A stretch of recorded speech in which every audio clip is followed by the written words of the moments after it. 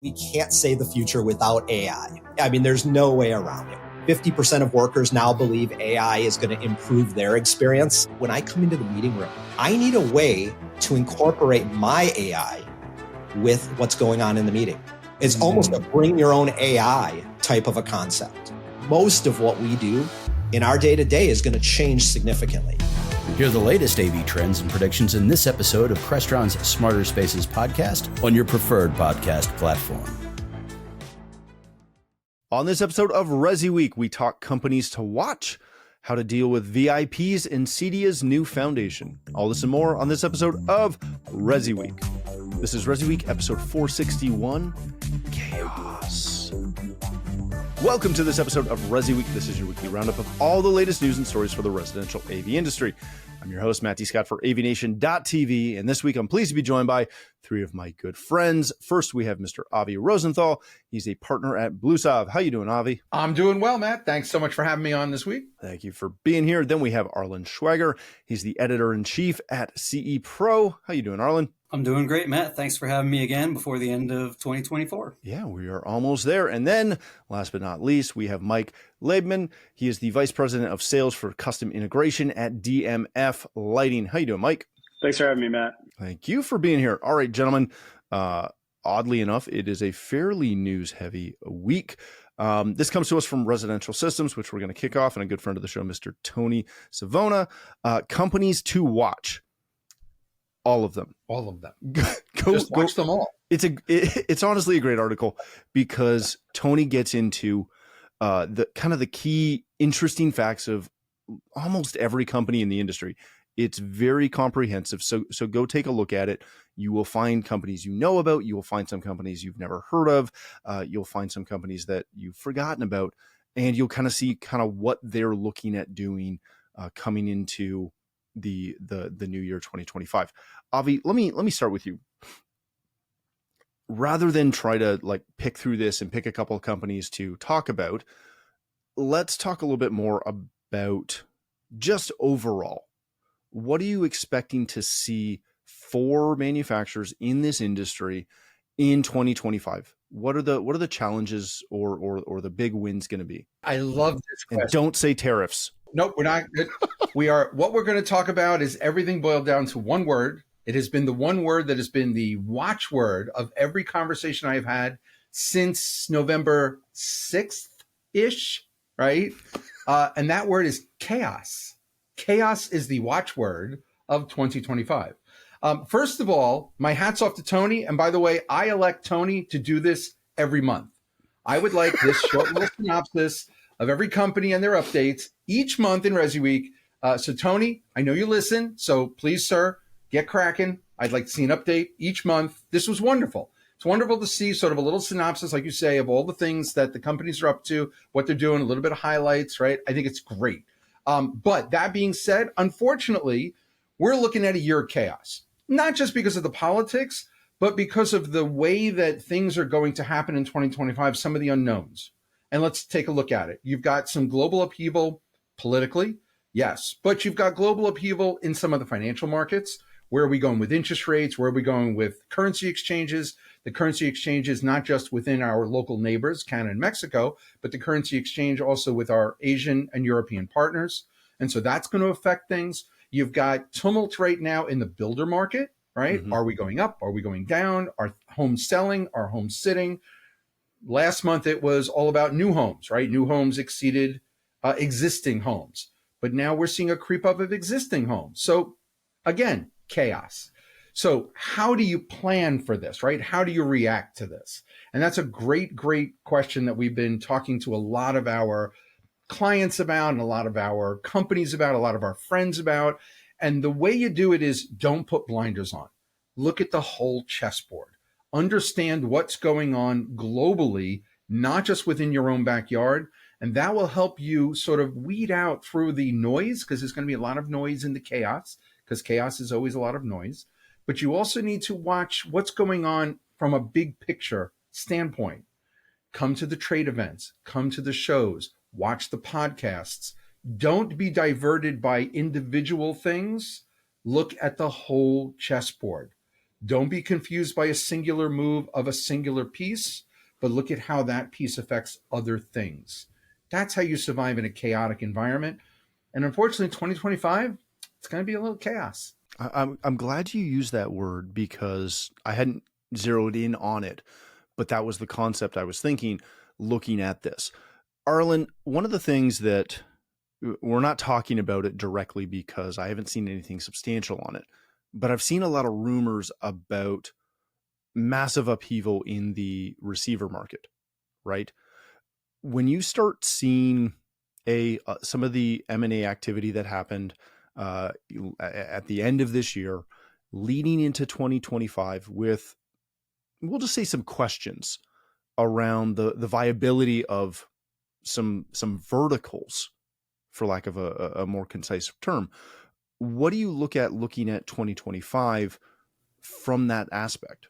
I think we'll definitely see some more M&A activity. It's the residential side is almost following in the footsteps of the security industry, which obviously still has a very big impact on residential. And then you have the commercial side too, which has been having this for years, this conversation. And suddenly we're seeing this not only with, integration companies, smaller ones being bought up by larger ones, similar size ones getting together, kind of joining forces. I don't know how much we'll see on the manufacturer side next year. Obviously, we had some biggies this year, but if speaking of receivers, I mean, what do we do with news like Bose, buying Macintosh? That one I think was a surprise to a lot of people. Certainly a surprise to us here on CE Pro. Avi is shaking his head. He's Kreskin over there.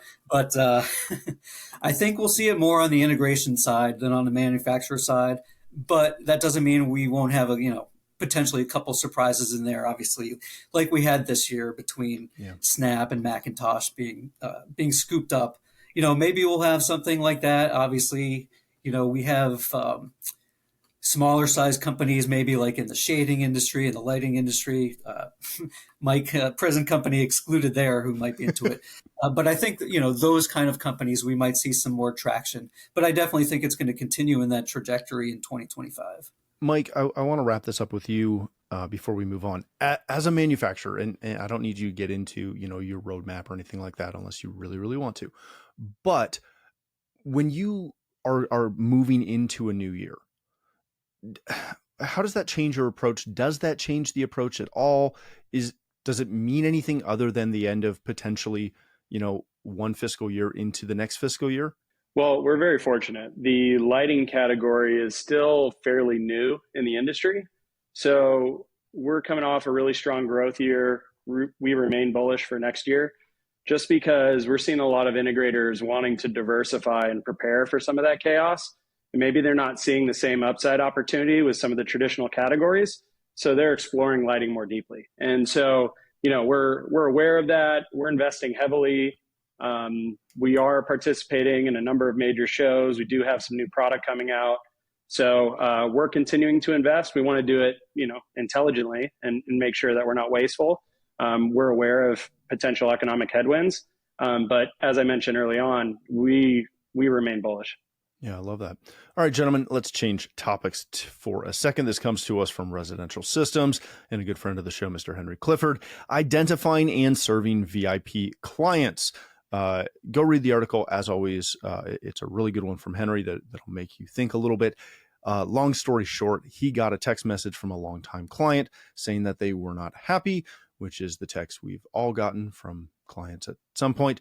They ended up having a conversation telling them that, he felt okay, but just didn't feel like he was getting top-notch service that he was kind of expecting. Henry goes through a conversation about how they kind of determine that and figure out how to identify and engage with those VIP clients. Arlen, let me start with you. I'd love to say that most integrators will say that all of their clients are VIPs, and we know this is not the fact. How do you go about classifying who's a VIP to you and what service that may or may not afford them based on that status? Well, I thought that was interesting that Henry was writing this because, certainly he talked about VIPs and how they kind of measure them with, their projects that they spend. And if they had, I think you had like a $50,000 spend almost as a threshold in there. Yeah, lifetime. Yeah, something like that. I think, and I just went down to Sound Vision down near Charlotte. And one of the things that they had was a VIP customer event. They have them quarterly. Here up in the Raleigh area, we have Audio Advice. They do VIP customer events. I think if you have a client that's going to be on the list of something like that, I think clearly they're going to be a little bit above, but I think it's hard to classify because someone who you might not think of as a huge client might be someone who has a great interior designer that winds up giving you all this business to. Like, I think it's a little hard to classify, but to me, I was thinking about Henry's article and the fact that he, is really into customer service, obviously, as a co-founder of Parasol. And so to me, I think it's, you're going to talk about the ones that trust your business enough to sign up for service contracts. I think if that is part of your business, you want to do something, clients who are going to give you multiple touch points throughout the year, just whether it's, to have the upgraded products, the latest solutions that come out.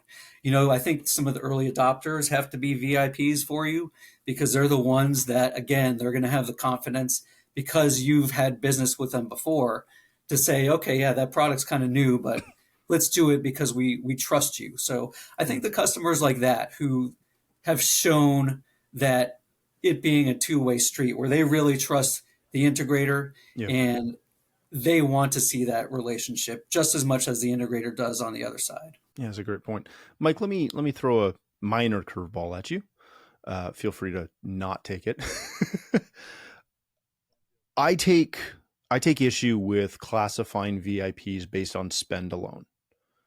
And the reason for that is from personal experience. We've been in business for over 20 years. We have quite a few clients that would reach whatever threshold I would set as a VIP because they've spent a lot of money, but they're incredibly frustrating to deal with. So while they spend money, I would almost rather they spend money somewhere else because they annoy me immensely. Whereas I have some clients that don't spend a ton, but they're fantastic. And we will pick up their call and deal with them immediately because they're great to work with. Is there a way to differentiate between the two?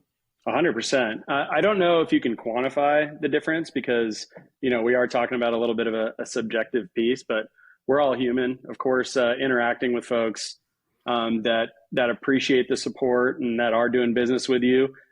I'm not dealing with the end client as often as you guys are, but certainly from my work with integrators, we have a number of integrators that may not do a lot of spend with us, but they're great for advocating for us with their network and other integrators. And so, in general, we're a company that's been around for 40 years. We're across multiple verticals.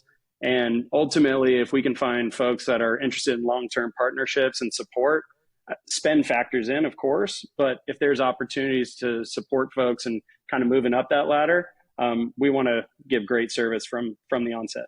Yeah, I love it. Avi, wrap this one up for me. Once you ID those VIPs, how do you go about ensuring that you have a consistent message across your entire company when dealing with those VIPs? So I think it's important that we step back just a moment. What Henry wrote, and it is very interesting to me because obviously we all deal with this, especially in the CEDIA channel marketplace, right? Because you'll have clients that consider themselves VIPs, even though your business may not consider them VIPs. So to me, sounds like most clients, these are sometimes high wealth individuals who appreciate the finer things, but don't realize that, they have to be at a certain level in order to achieve the finer things. And so what I found when I was an integrator is I had a partner who had a different temperament than I did. And so it worked really well for us because there were certain clients that I found that, like you say, they're they almost become buddies, right? You get on the phone with them and yeah, you're not their friends, but you're happy to hear from them regardless of what their issue might be. And then there are other clients that may have the exact same issue. I mean, because imagine you're an integrator right now dealing with Sonos, right? You got to figure every one of your clients is calling you. So each client has the same issue, but now it's how you deal with that issue depends on the temperament of the person on the other end of the phone. And so what I found was there were clients that I would gel with, instantaneously, but my partner David would, oh my God, I can't believe Mr. Smith is on the phone with us again, whereas I'm like, no, I love Mr. Smith. He's great, And then Mr. Jones would call and David would be like, oh, it's Mr. Jones. And I'd be like, oh my God, I can't stand that guy. So I think that the dealers also have to recognize the fact that the customers are going to assume a certain level of Henry doesn't really go into how big the customer that called him was, although it sounded sizable because it was his son and his daughter and a business and a home and all of that. But, in Henry's mind, he may have thought everything was perfectly fine because the customer is not a complainer. And so the customer waited until things were really bad. But I also think that one of the things that Henry talks about is the after sales. What we found as integrators where we fell short was when we didn't have regular communication going out to the client. And I think Henry closes that loop in sort of his bullets down at the bottom there, where he talks about how their program, one of the reasons why private banking is because the private banker calls on a regular basis or communicates on a regular basis. And I think that'll mitigate some of the VIP-ness, but at the same time, elevate them to feeling like, oh, well, look at that. It's another point of contact. But then there's a balance, because when does that point of contact become, ugh, these guys again? I just got a text message from them. How many text messages do I need to get from them? So it's it's definitely something that has to be learned. I'm really interested to see now, Henry's Livewire.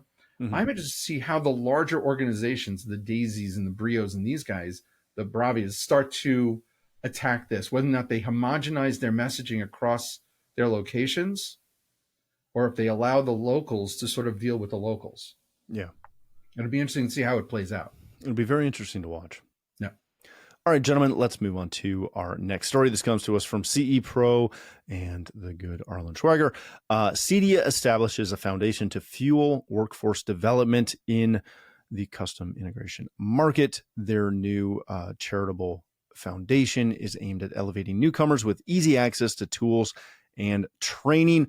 We've spent a lot of time talking about the good that CEDIA is doing in the advocacy, both on the legal standpoint, as well as trying to get more and more people into the industry, which is the biggest need I still think that we have within the channel.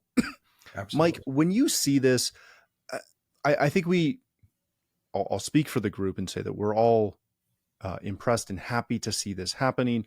How do foundations help versus just regular training that's available? Yeah, I think a lot of it, the number one thing that I get asked if at the end of a meeting we're saying, how can we help your business? And they're always asking for people, right? So that's been universal since we got into this space. Now, I think there's a piece that is awareness. So some of the legal things that CEDIA is doing and getting the profession and the category recognized is fantastic. But even at the individual level, whether it's at, trade colleges or otherwise, they're just not really aware of the career from the onset. So if we can have different career paths, and if there's someone that shows an interest in technology and CEDIA can facilitate that and actually put these people on that path to support the industry's various businesses, I think that's fantastic. Yeah, that's a great point. All right, Avi, I saved this one for you. Here's where I take issue with this. And I'll preface this with two things. One, I'm not taking issue with the initiative. I think it's fantastic. And two, on the commercial side of our business, 80% of that is dealing with nonprofit companies, houses of worship, people that are constantly asking other people for money. When I went to the CEDIAFoundation.org website, it's very pretty. It asks, there's got to be 10 call to action donation buttons, which, hey, make it easy for people to give you money. I love it. There's nothing that tells me what they're going to do with the money or how they're going to achieve the goal, which is to get more people into the industry. Right. Again, I love the premise of this. I don't give money to charities that can't tell me how they're going to spend it. Yeah. Am I wrong on this? No, Matt, look, this is unfortunately a situation where we've got another one of these. Instead of, ready, aim, shoot, we're ready, shoot, and now we're aiming. And it is unfortunate because the initiative is very important to our industry. I have been advocating and working within the education and the recruitment of people for our industry literally since I got into our industry 30 years ago. Because I also, as an integrator, had exactly the same problem, right? Where do I find enough technicians to do the work that we had? And as much as I applaud CEDIA's efforts, I wonder if they didn't find the right volunteer and message before they fired this thing off. And so I'm a little disappointed, but, I stand like everybody else does, ready to roll up my sleeves and be part of it and to help and to support. But let's not miss the problem by not being ready to handle it. So, in other words, they're going to collect. Let's say they collect $1 million tomorrow, which would be an absolutely amazing sum, and hats off to them and more power to them. Is that money going to sit in a bank someplace, or do they have a program in place? Now, there's great people out there already working on these things, like Paul Starkey and his group and Helen Henneveld, and they've been working on this for years as well. And so I wonder if CEDIA didn't miss an opportunity here to partner with some of the existing resources that are out in the world, so that when, a Matt does go to the website, who is a generous soul and is willing to donate his hard-gotten funds to a worthy project, that he doesn't write that check, because now they've got a good story to tell. And so I'm hoping that that's the case, that they got a little ahead of themselves, a little over their skis. I'll put it in skiing terms for you there, Matt. It's very kind of you. A little over their skis. But I applaud the effort, because there's no doubt in my mind whatsoever that the number one challenge of being an integrator today is finding enough people to help you grow your business. Arlen, is my concern with this. And again, I am giving them the benefit of the doubt. I am fairly certain that they have this in place. It just, for some reason, didn't make it to the website yet, that it's coming. It's a page that didn't get out of draft stage yet. But because we all know how the industry works and what the industry needs, etc., are they kind of, do you think they're overlooking some of those basic things about trying to raise money? Well, I think one thing that, what Avi said makes sense in terms of, why haven't they maybe partnered with a company like Prep Tech that's already involved in something like this? Do we know how we're going to use some of that money? I thought that's very, that was a very poignant statement about it, because like you said, you do want to know what's going on with it. And the press release itself, it was a lot of generalizations talking about some of the things that have been, like you guys have said, they've been going on for years. Mm-hmm. And that awareness is something that is always going to be the driver. And for one thing, I think, they came out with the smart home, the next gen toolkit, right? The mm-hmm. career toolkit. And I don't know about you guys, but I haven't really heard anything like a follow-up on it, any sort of testimonials. Like, I'd love to see something like that, where we know that, like you said, the advocacy this year has been amazing. We've seen them go to Washington, D.C. I'd like to see CEDIA show us about, hey, we went to this trade school. We're doing a ribbon cutting here because we helped this community open up a school. They're going to have, lots of people that have now an option, as opposed to, the 4-year college education. They're going to look at something like this. We know trades right now are very, with the cost and inflation of private and public school universities, we know that a lot more people are, considering the trade skilled route. And if they could look at this as a trade, as one of their options, just like electrician, plumber, whatever. And certainly we've had one of our problems is, what do we call ourselves? That's obviously one thing that's always been kind of a sidebar to this whole thing. But yeah, I think if we could see kind of updates from time to time about how this money is being spent, what are these programs, I think that would be something that the industry would certainly like to follow along. Yeah, I'll close this with the best way to raise funds. And again, I work with a ton of 501c3s and the Canadian equivalent, is you have to tell the story. So Arlen, your point is superb. If you're going to do the toolkits, if you're going to do the foundation, if you're going to do the trips to Washington, we need updates on how and why and how that's progressing, because otherwise people lose focus and they don't care because we're bombarded with everything else. I'm going to throw one separate thing in just because I want to talk about it, because it's me and it's my show, so I can. Unless Mitchell cuts this, which he might. You never know. This has been floating around Twitter or X for the last 2 weeks.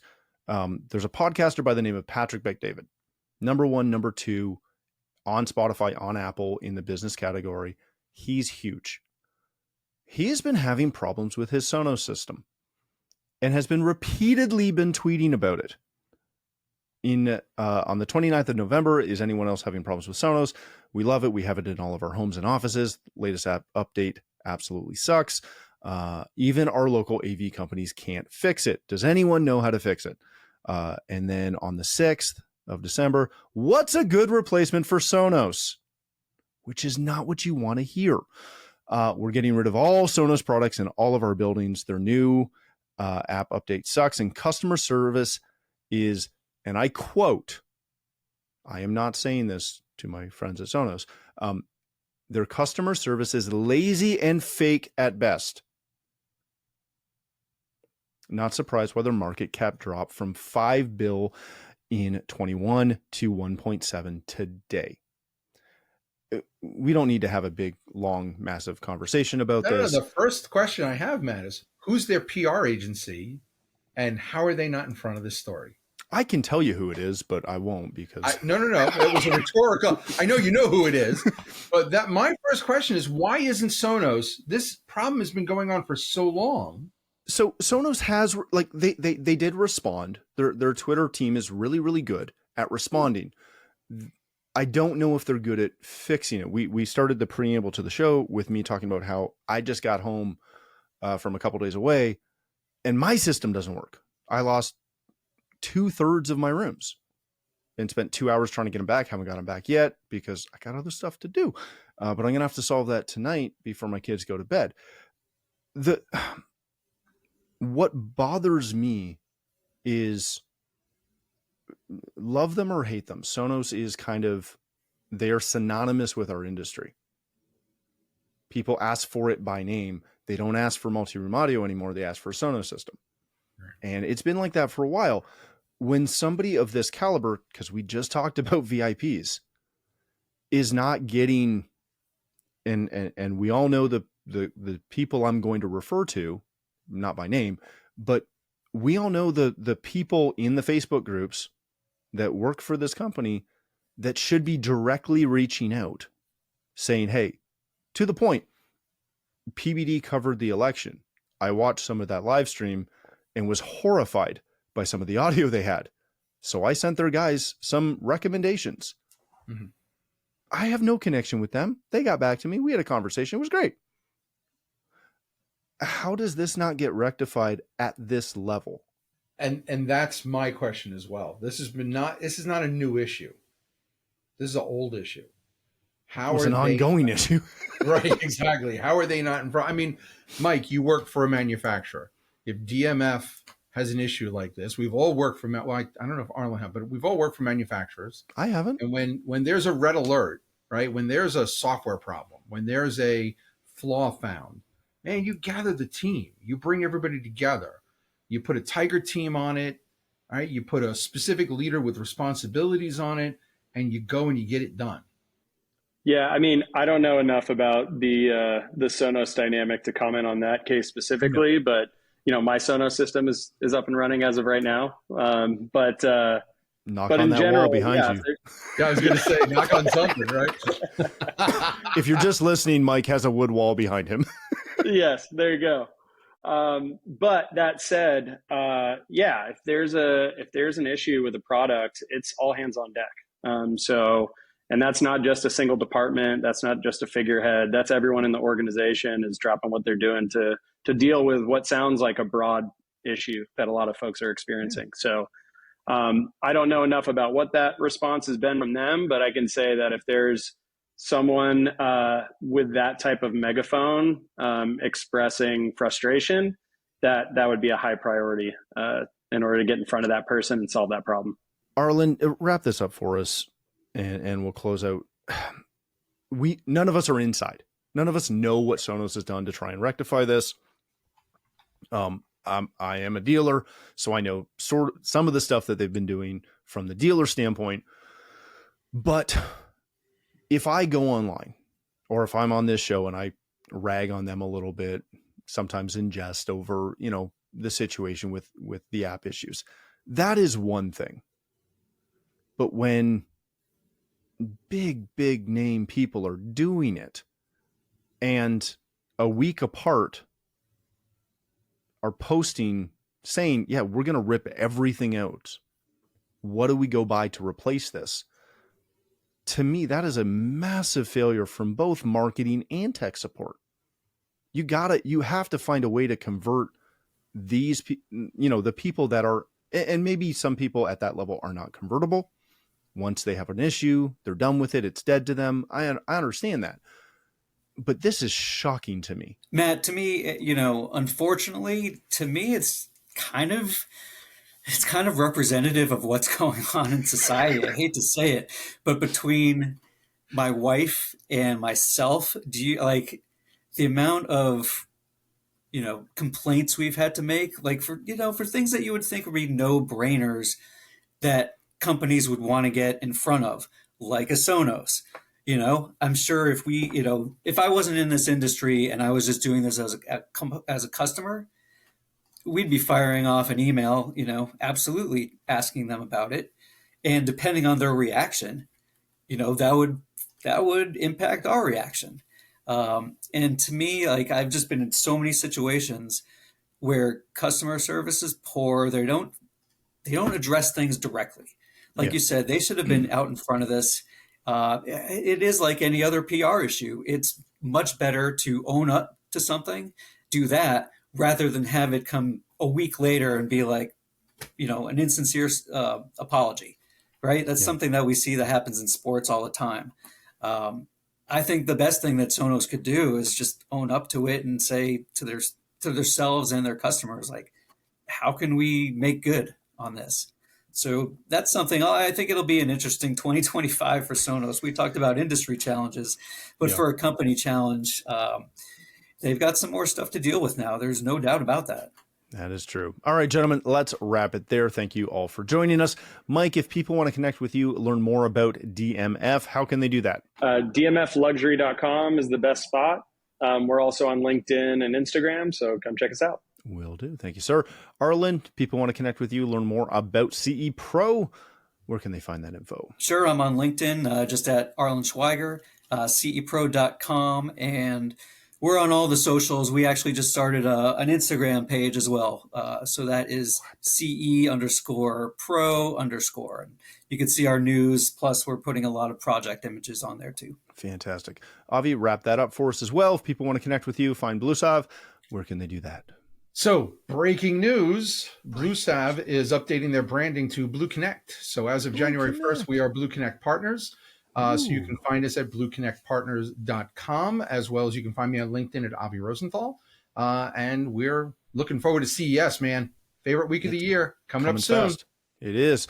All right. Thank you again for joining us. If you'd like to connect with me, you can find me at Matt D. Scott on Twitter, X, and most other social platforms. But more importantly, please visit AVNation.tv, where you'll find this show as well as a wide variety of other shows with all the verticals that we cover.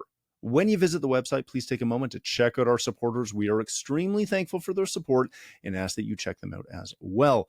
Thanks again for watching. That's all the time we have for this episode of ResiWeek. The network for the AV industry. What are you listening to? This is AV. This is AVNation. This is AVNation. Hi, this is Jennifer Goodyear and Erica Carroll from the Women in AV podcast, where we are encouraged by the incredible stories of women in AV. Listen in on fun, empowering conversations as we chat with inspiring women, breaking barriers and creating their own path in the industry. Check out Women in AV on avnation.tv or wherever you get your podcasts.